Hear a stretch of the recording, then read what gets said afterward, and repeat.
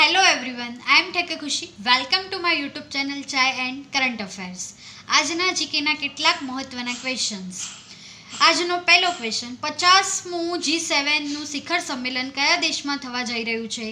તો ઇટલીમાં થવા જઈ રહ્યું છે, જેની શરૂઆત 1975માં થઈ હતી, જેની અંદર દુનિયાની સૌથી મોટી ઇકોનોમિક્સ ધરાવતા 7 દેશોનો સમૂહ છે, જેની અંદર Japan, USA, Italy, Canada, Germany, France અને ઇંગ્લેન્ડનો સમાવેશ થાય છે.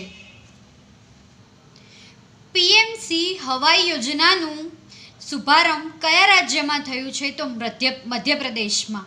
સંયુક્ત રાષ્ટ્ર પ્રમાણે 2023થી મે 2024થી કેટલા લોકોનું વિસ્થાપન થયું છે?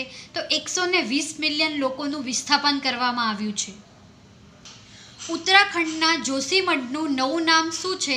તો જ્યોતિમઠ રાખવામાં આવ્યું છે તેનું નવું નામ.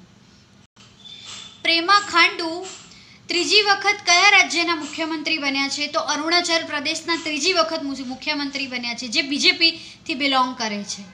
Thank you everyone.